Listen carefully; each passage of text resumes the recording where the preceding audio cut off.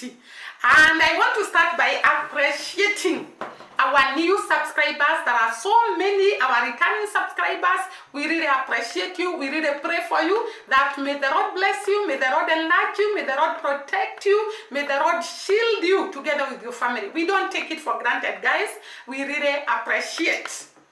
And those that comment down below and tell us the information that we have asked during the video, we really appreciate, and we are happy that you take your time to write for us all that knowledge about Jamaica that we don't know, and we learn a lot from you guys. Today, I want us to still talk about the rad we all love, the rad of water and wood. I don't know what, I was told by someone, you start with water and wood or wood and water. The rad of Jamaica, the rad we all love. And this rad, guys, never ceased to amaze me. Yesterday I was talking about the differences I have learned between our country here, Kenya, and Jamaica. The way they can fight for what belongs to them. The way they can resist for the evils being done in their rad. I really appreciated that when I saw that. I also saw Jamaican people really appreciate their heroes. They really value their heroes. They really love their heroes.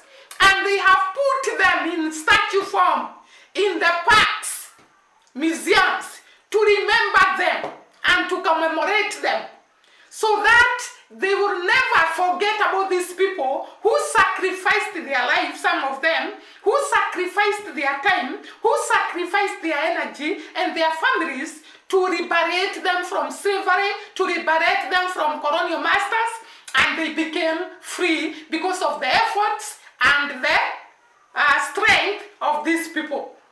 And therefore, I learned that there are so many statues in Jamaica to show us these people who are great. Like, if I can mention but one, we have the Emancipation Park. The Emancipation Park got its name from Bob Marley's song, The Redemption Song. And the Emancipation song, the Emancipation Park portrays the end of slavery, the freedom, the liberty, the independence. It highlights the Jamaican people coming from the era of slavery to the era of freedom. And guys, I was so fascinated to see the statues of a woman who is naked and a man who is naked. And I could see that that signifies the end of slavery, and it also signifies that these people who are slaves were actually demonstrated to the buyers when they were naked. Can you imagine, guys? Hey. And the Jamaican people swore not to forget these people that were actually in slavery for so many years, and they liberated themselves, and that is why we have the Emancipation Park. Next to the Emancipation Park, we saw, when Shonara was in Jamaica, we saw the statues of people who are great in Jamaica, the heroes of Jamaica, the people who fought until they poured their blood to fight for the liberation of the people of Jamaica. People like somebody like Marcus Garvey, who was actually fighting to see the balance between the Africa, the Jamaicans, and everybody else in the world, in terms of finance, in terms of freedom, in terms of everything. So we see his statue in that park. We also see the statue of Bolga. This is a man who actually sacrificed his life to liberate the people of Jamaica. And not even that, guys. Do you know the Jamaican currency? Oh my. These people never cease to amaze us. They surprise us. The Jamaican currency do not have the current readers like our currency. Like here in Kenya, our country, the 1,000 note, the 100 note, the 50 note, and the 500 note have the pictures of our presidents, and a tail and a coin.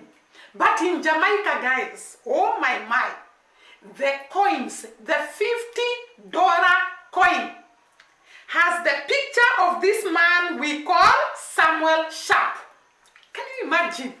They really appreciate their heroes so much until they have put them in their currency. We have also a note, I don't know which note, whether it is $1,000 or $500, which has the picture of Nanny. Nanny is the first woman, and she's the only one, who was standing out to fight for the freedom of the Maroon people. And she fought so hard until the British recognized her, and the Jamaican people still, even up to today, they recognize her and they have put her in the currency of Jamaica. The other one that has been put in the currency of Jamaica is Donald. Donald is also one of the people that appear in the currency of Jamaica. And I don't think I have exposed them because there are so many heroes that have been put in the currency of Jamaica. And also in the currency of Jamaica, we have flowers and a parrot. Maybe the Jamaicans in the house, they can tell us the meaning of the parrot and the meaning of flowers in their currency. So guys, I saw these people, they really appreciate the people who do great, who make Jamaica proud. And no wonder they are appreciating those people that are putting them in the world map by saying how good, how positive, how welcoming, how warm the Jamaican people are. I really was fascinated by the fact that the current leaders in Jamaica can sacrifice and have their heroes appearing in their currency instead of them. The other thing I found is that in Montego Bay, you will still find statues of these heroes. We have the statue of Samuel Sharp in Montego Bay, and by the way I ran, guys, I was so amused that there is a building in Montego Bay. I cannot tell the name of the building. Maybe the Jamaicans in the house can tell us the name of that building, where people who are fighting for the freedom of Jamaica, who are sacrificing to liberate Jamaica, who are sacrificing to bring independence to Jamaica, were hanged. Some of them where they were hanged. And it is said these people were never buried. They didn't have graves, because wherever they were being hanged, it was made in such a way that it was up there and their bodies could fall down and go to the sea. Imagine such a sacrifice by these people. But the Jamaican people, I want to celebrate you, I want to appreciate you, that you never forgot these people who fought so hard for your liberty. These people who sacrificed their lives that you may be liberated. And not even the heroes who have already gone. The Jamaicans celebrate even the current heroes. And I've forgotten to say, they celebrate Bob Marley even up to today. We have the Bob Marley Museum, where we see the different vehicles Bob Marley was using, the guitar Bob Marley was using, and the other day I was surprised when I was watching one of the videos to see the grandson, I don't know whether it was a son or a grandson of Bob Marley, going to visit there and doing charity work in the Bob Marley Museum. So Bob Marley can never be forgotten in Jamaica because they have kept a museum to commemorate, that is the word, commemorate him and keep his memory alive. Do you know? I don't think, okay, we have the statues of our heroes like Mzee Jomo Kenyatta, Ronagara, Tomboya in town, but we don't have parks where we celebrate our heroes in Kenya. So I was so fascinated to see Jamaicans are ready to build even a park to celebrate their heroes. We really appreciate that. We really see that as a unique thing in Jamaica. The other thing that I have observed in Jamaica, they really love their country and they celebrate their country in a very unique way. Like the colors of the flag of Jamaica appear everywhere. On the streets, on the buildings, in the airport, everywhere. The colors of the flag of Jamaica is put everywhere, that anybody walking who is new to Jamaica will know that this is the flag of Jamaica. I've not seen that in Kenya. We don't have our flag portrayed everywhere, but in Jamaica they use even those colors of the flag in their buildings. The colors of their flags in different places in their country. So you can never forget the colors. Even the child that is born and growing will see these are the colors of our flag. And also the Rastafarian color. Because Jamaica is known for the Rastafarian movement. Though I came to learn, it is a very small percentage of the Rastafarian movement that is in Jamaica. But they still commemorate these great heroes like Bob Marley, who started the Rastafarian movement. And therefore we have the Bob Marley Museum. I also learned that the Jamaican people love art. Everywhere you go, there are drawings of maybe great people, like great people in athletics, great people in music. They put the art there. You can see a lot of artwork in every city, in every parish in Jamaica. But here in Kenya, there is not much artwork, but you can see a little bit of artwork. But Jamaica, it is so much valued that they have really put a lot of consideration into the artwork. They really love the art. And that is why most of the people in Jamaica, even when you meet them in the streets, you'll find them composing songs and singing, laughing, because it is in them. It's something that is in them. The art, it is in their blood. And I really celebrate that. I really was happy to find out that. Now guys, coming from Jamaica, let us see the Jamaica influence in Haiti. Do you know I was surprised to see a lot of Jamaica in Haiti? Like we saw this Rastafarian that African Tigress visited. And we could see that this guy has actually done a lot to put Jamaica there up in Haiti. He has planted a lot of fruits that we find in Jamaica. A lot of fruits. So many fruits. We saw African Tigress showing us the pineapple, the pineapple. And so many fruits, mangoes. And these fruits, we find them in Jamaica. The plantain, bananas. And I was fascinated by the kind of things that we find in Jamaica that are still in Haiti. We also find in Haiti there is a lot of green vegetation. I think because Haiti and Jamaica are in Caribbean, and therefore they share a lot in common. So African Tigress was showing us this Rastafarian who is staying in Haiti, who is a Jamaican. And we saw how hardworking this guy was. Jamaicans are very hardworking people, and not only in their country, even when they go to other countries. So we saw this Rastafarian actually fetching water, and it was so hard to fetch that water because the water had to be pumped from deep down the borehole to the jerry cans. And it was a lot of work. Then he carried the water. He has done a lot of farming in his small piece of land. He has even kept rabbit. He has kept goats, just like we saw in Jamaica with Dee Mwango. The way Dee Mwango was showing us in the countryside that there was this man and even the lady who had kept goats. And we also saw this in Haiti, where this Rastafarian is. There is a lot of influence, the Jamaican influence in Haiti. A lot of it. I saw that. And let us go now to our African Empress, Dee Mwango. Guys, I don't know what to say because this is a woman I really admire and I really value.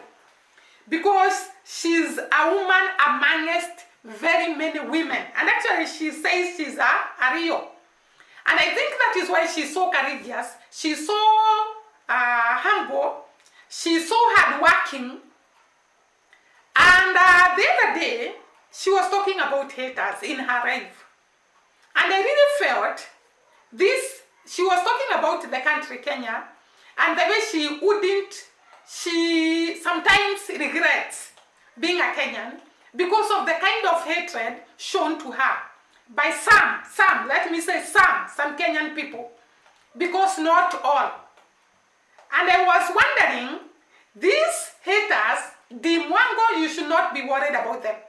because they can never achieve a quarter of what you have. You have traveled in so many countries that these people will never step their foot in. They will just sit in their corners like you are saying, shoot their videos, and they will not have a chance to go to where you have gone.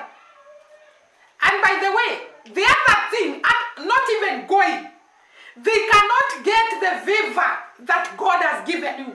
A quarter of the favor that God has given you. God has given you people that value you, that love you, that appreciate you, that support you, that are there to stand for you. Under whichever circumstances, they are there to defend you. They are there to stand for you. Do you know, to be given such a favor by God, it is so important than to have everybody loving you. The favor of God pulls people to you. And you can see the type of people that are pulled to you. The other day you told us, where you are staying in Cayman, it was actually one of your fans that hosted you. The other day we saw you being hosted by Esther. We saw you being taken by Kino Rao. We saw you being taken by Shane Loud, Jamaica.